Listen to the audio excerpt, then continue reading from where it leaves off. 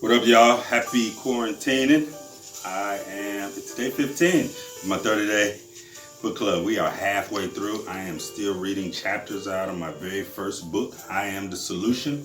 We're on chapter 6, part 2. This one is a long one. I'll get through it quick. This section is entitled Love and Uncertainty Exercise My Knowingness. All right, y'all, let's get to it. A couple days after Christmas 2011, I received a call from my cousin. She called to ask if I would meet with her to talk. She said she just wanted to talk as cousins. I actually asked her what it was about, assuming it was something drama related, something that happened within the family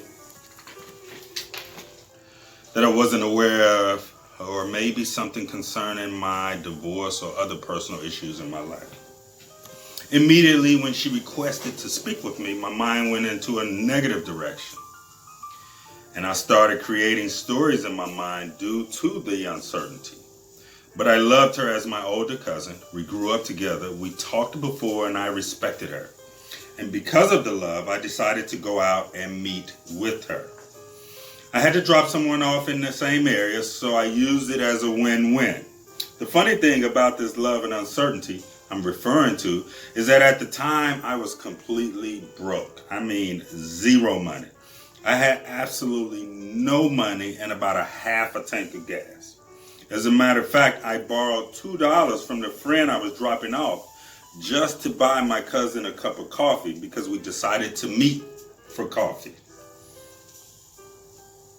At this point in my life, I was so downtrodden and disgusted with life as I had borrowed money from just about everybody I knew. I didn't even feel embarrassed at this time to ask my friend for another $2 to buy a cup of coffee for my cousin.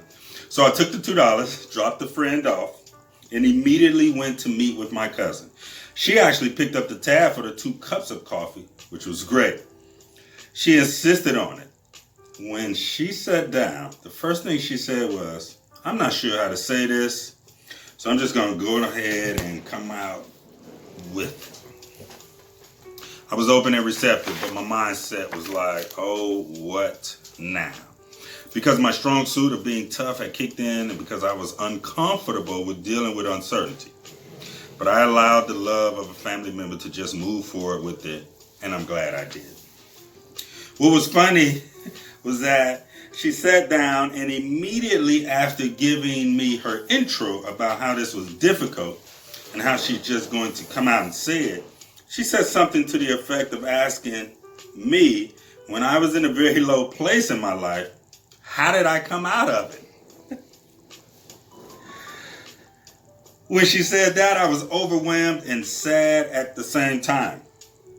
I mean, I was happy that she thought enough to request my presence, to solicit my input and all, my feedback and my counsel, but I was upset because I was actually still hurting.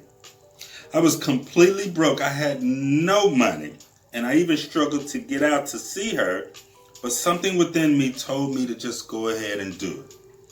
The conversation we had was absolutely amazing.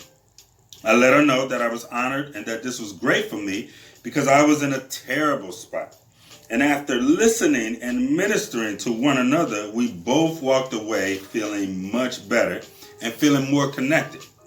We agreed to set up a meeting place and sharing time once a month as it was all life-changing.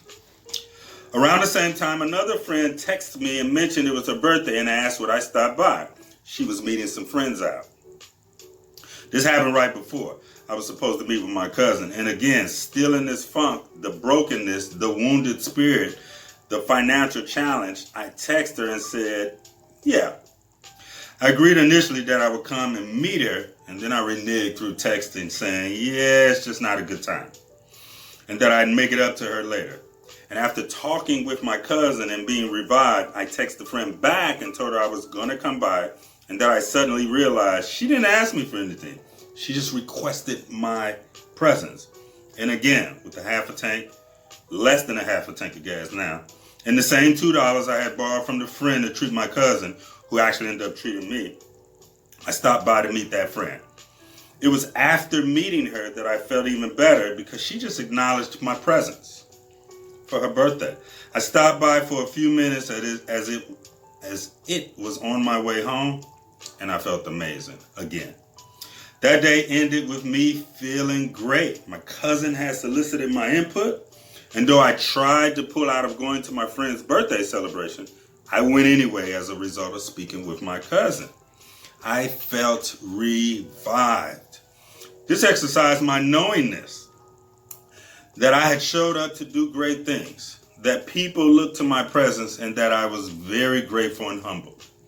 In spite of my challenges and my financial situations, there was something in me. The love and uncertainty in these instances exercised my knowingness, not my belief, my knowingness. And I don't even know how, but it did.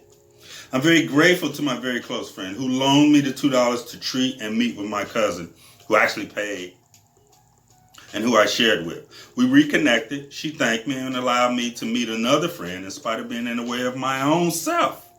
It was an awesome day, and the love and uncertainty in those instances continue to exercise my knowingness to this very day. Even in your worst moments and while you're feeling awful, you gotta find a way to allow others to love you through it. In his book, In Tune with the Infinite, author Ralph Waldo Trine, who is considered by many to be one of the greatest inspirational authors of all time, wrote, quote, "We can be our own best friends, or we can be our own worst enemies.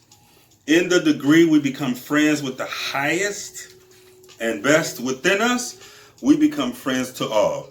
In the degree we become enemies to the highest and best within us, do we become enemies to all. In the degree that we open ourselves to the higher powers and let them manifest through us, then, by the very inspirations we carry with us, do we become, in a sense, the saviors of our fellow men. And in this way, we all are or may become the saviors of one another. In this way, you may become indeed one of the world's redeemers," end quote. All right, I'm going to stop there. That was a long one. Whew, that one blew me away as I reminisce on it. I was in it, y'all. This is out of my very first book, published back in 2016.